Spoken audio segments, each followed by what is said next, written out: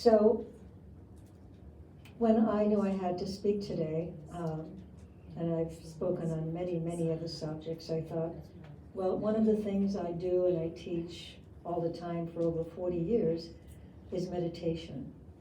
And using my hypnotherapy work and meditation, I help people to go within.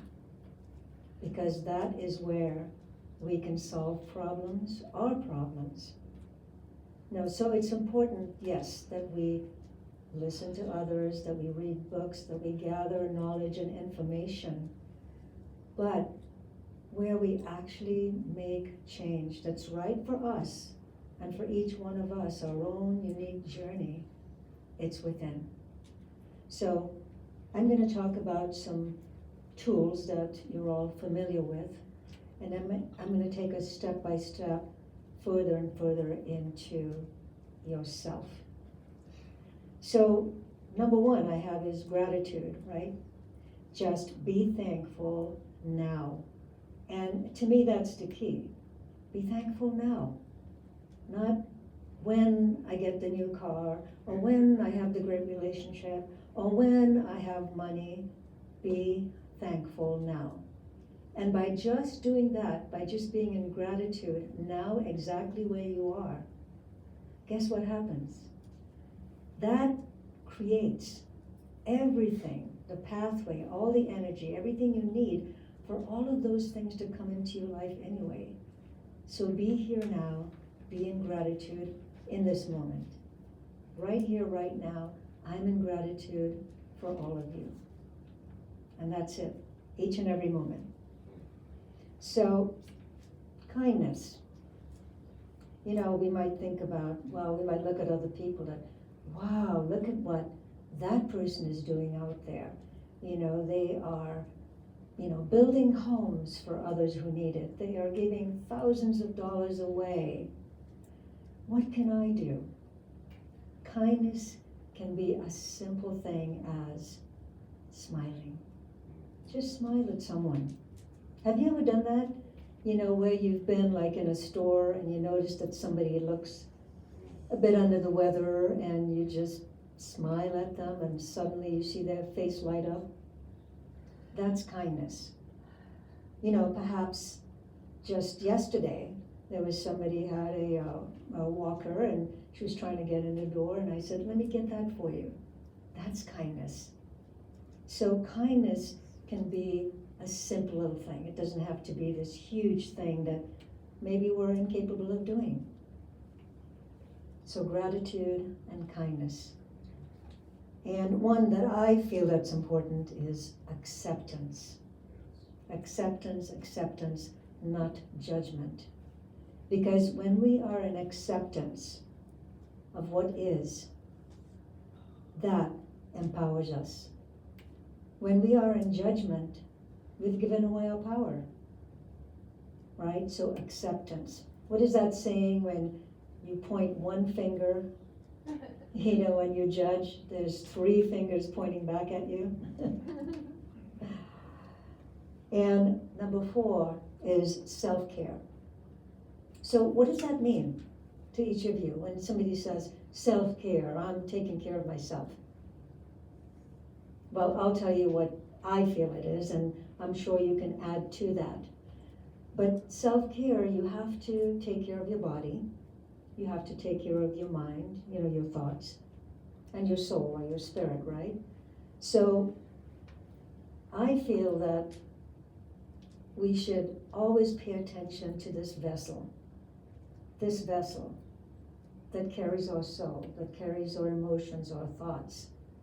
It's like your car, right? If you don't take care of your car, if you don't change the oil, if you don't, clean it up inside once in a while, it's not going to function right. It's the same with our bodies. And we are all connected. Everything is connected, body, mind, and soul. So what are some of the things that you can do to take care of this vehicle? Maybe the way you eat, maybe moving your body, maybe shifting, your thoughts. Are those old beliefs and ideas and thoughts still serving you, maybe it's time to look at that and to change that, right? And have a spiritual practice. Have a spiritual practice, whatever it is. It can be different for all of us. Trust. Trust. And one of the biggest things, so I do life coaching, and one of the biggest things I always notice with clients and friends and people in general is trusting in themselves. People have difficulty trusting in themselves. So it's not just about trusting the outer world, trusting Paul sitting over there, or trusting Tricia sitting over there, but it's about trusting in yourself. And taking that a step further, what does that mean? Well, there's always that soft, gentle voice, always guiding you, right? And telling you what to do, which direction to go in, not to do this, or yes, you should do that. But because it's subtle, because it's gentle, we tend to not listen to it, right? Who remembers a time when possibly that voice even shouted? I know Daniel, I think, just talked about that, right? So many times in your life, that voice and others, slow down, slow down. So it's really important that we learn how to listen to that voice within. And have a spiritual practice. I thought I talked about that earlier. And that could be different for everyone.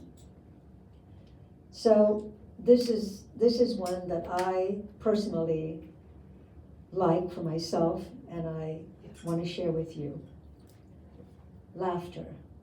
Laughter is the best medicine, and I know, Joe, that you know that of all people, right? So I remember when I think I was like 13, and I had my appendix removed, and I'm living, in a small village in a small island, and I think we had just gotten a little black and white TV that was probably the size of a toaster. And and everyone from the village came over, because not everyone had that little black and white TV. And so I just lying there with all my friends and siblings, and we're watching the Three Stooges. You guys remember that? Yeah. Does anybody remember that? Yeah. I know Jack. Okay. So we're watching that, and I was just laughing and laughing and laughing so hard I almost burst my stitches, right? However, they had given me X amount of time to heal, right? For the scar to heal, for the surgery to heal. Well, it happened in half that time. And I didn't know it then, but now that I look back, I feel that because of that laughter, that those endorphins helped me to heal a lot faster. When was the last time you guys had a good belly laugh? Okay, I know you're giggling, but I mean a real belly laugh, right? All right, that's important. So laughter is very important. And all of you who know me, you know that I am constantly smiling or telling a joke or bantering or laughing. Dancing, right, Danielle? Absolutely. Dancing, just dancing, singing. And my favorite, one of my favorites, is spending time in nature. Spending time in nature. And by yourself. Or if you're with someone, that they're not talking all the time. So I always say that nature is our temple. And as you all know, I grew up with nature, not having outside things to distract me, and it's something I still do now. And when I am in nature all by myself, that's where all the downloads come in. That's where I get all the answers to all the questions I have, because I'm in that stillness. Okay. Meditation. So I'll tell you a little joke that I saw. It's a little corny, but I'll share it anyway. So one person is talking to you and says, meditation is so hard to do. How do you keep one thought in your head? And the other person meditating said, ice cream, ice cream, ice cream.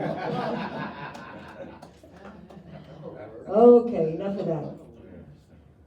So what does meditation mean? It means to focus your thoughts for the purpose of reaching spiritual awareness. So there's many ways to meditate, and some of you know that, the Buddhists and the Zen way, and there's all the different religions and cultures have ways that they meditate. And I discovered for myself when I started meditating probably 45 years ago that I could not sit for 2 hours in silence. It just wasn't me. It didn't work. Like to close my eyes and breathe and sit there. It didn't work. So I discovered that there were many, many ways to meditate. Again, when I'm walking in nature and stillness, I'm meditating. When I am doing dishes sometimes, that's if you don't have a dishwasher, okay? But you're actually putting your hands in the soapy water in the sink and you're focused on doing your dishes, you can actually be in meditation. It's that focus, right? The same thing with dancing, singing, chanting. There's so many, many ways. And one of the things I find is that when someone first starts out in meditation, that having some guidance, so maybe listening to one of those apps and having someone talk you through the process until you can drop into stillness. Because the hardest things for all of us, and I imagine you agree with me, is to get out of this monkey mind, right? It's constant, 24/7. When you guys lay down at night and your head hits the pillow, what happens? Right? Constant thinking, constant thought. I should have, could have, would have, right? So guided meditations are a great way to actually get out of the monkey mind and to drop down into that deeper awareness. So I want you to just take a moment right now. Just right now, take a moment. Close your eyes just for a moment. And I want you to say to yourself, I'm going to meditate. I'm going to drop down into stillness. And notice what happens. Okay. So who was able to drop down into that stillness? And who noticed, wow, fabulous, awesome. All right, how many of you still have the monkey mind going around? Yeah, okay. Me too. Yeah, it's not always because I've been doing it for so long that I just go there. It depends on what's going on that day, what's going on in my life. There are times that it takes a while. I want to share something with you. I'm going to walk over here and grab something.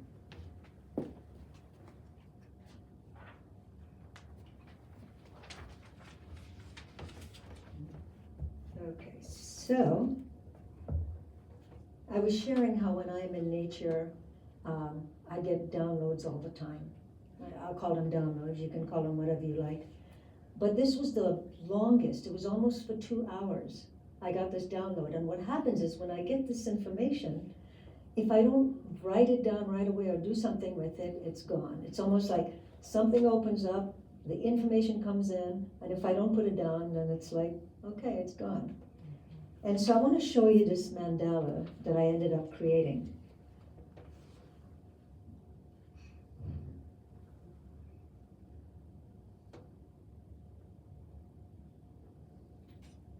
So when you guys look at that and you look at the center, what is the feeling that it brings about? Just anyone, just share. Lots of light inside. Lots of light inside. Anyone else? Peace. Peace. Okay. Multi-dimensions. Oh, sure. Thank you. So it says rising awareness. And interestingly enough, that is also my website, risingawareness.com. And I decided to put it on there because I felt that we're always in rising awareness. It's not something that happens once and then it stops, right? So when I got that vision, I ran home and I'm not an artist, and I'm drawing circles and I'm drawing the 4 quadrants and I'm doing all of this. And then I called my son and I said, I have this idea. He's an artist, right? And I said, you've got to create this thing for me. Here's what I saw. And so that's what my son painted. That's what he created for me. And so I use that when I'm teaching classes, because when we want to drop down into stillness, And you can have something to focus on, whether it's this or something else that you might have. Thank you. Just by focusing on that, focusing your mind on that, that can guide you and help you drop into stillness. So, by the way, if you guys ever want a copy of this, let me know. I'll put my information out there, and I'd be happy to send it to you and you can print it out. All right. So I'd like to take us even deeper still, beyond going into meditation and going into stillness. What do you think the two most powerful words are in this universe? Love. Love. Thank you. Amara, you win. What did you say? I am. Oh. The two most powerful words in this universe is I am. Because what you say after that becomes your reality. It is the most powerful thing you can say. I am love. I am light. I am wisdom. Not I want to be this, or I think I will be that, or I am going to do this, or I am going to do that. But I am. So whenever you want to make an affirmation, always begin with the words I am. The two most powerful words, because the words you speak become the house you live in. I am is the fact of existence, the presence of God within, and the awakened one. And I know all of you here are awakened ones. So consciousness is energy, right? Do you all agree with that? Right? It's not a thing you can kind of feel or put your hand on and see, but consciousness is energy. And when we refer to God, to Christ, to Buddha, to whatever you refer to as, your go-to for prayer, we're referring to the energy. Perhaps you resonate with a particular guru or teacher. But I am here today to tell you that the most powerful guru is within. It's you. It's you, it's you, it's you, it's you. That's the most powerful guru. I like to call it, for myself, I call it my aware soul. Oops, sorry. You might choose some other wording. So just imagine if you accept that God is a part of you and you're a part of God. Just take a moment. If you truly believe that, wow. So I feel the reason some of us struggle with the idea of God, source, higher awareness, is at the center of your being. It means that when we accept that it's you, it's us, and that you can no longer look outside yourself. You can't blame your outer world. You can't blame others. It means that you have to take responsibility. You have to take responsibility for your life. You have to take responsibility for the choices you make. And I know it's just human nature that I don't want to take responsibility. I would rather have someone else tell me what to do or how to do it or which path to take. So the moment that you say, I understand that I am powerful, that God is within me, then your journey becomes amazing and wonderful. So, taking responsibility, wow. When I was jotting that little note down, it made me think of so many times in my life when I chose not to take responsibility because I was, looking at others to tell me what to do and how to do it. And when I finally learned how to sit in stillness and look within myself, I realized that I had the power. I had the answers. I had everything I needed from my journey, not for your journey, but for my journey. So I think you guys can tell by now what I'm trying to drive home here, right? So no one or nothing has control over you. You are the creator of your life. Do you want to accept that you are powerful? Do you all accept that you're powerful? Yes. Or would you rather give your power away? Your choice. So I am means that you are one with everything and you have access to everything. And the best way to understand the power of I am is through meditation.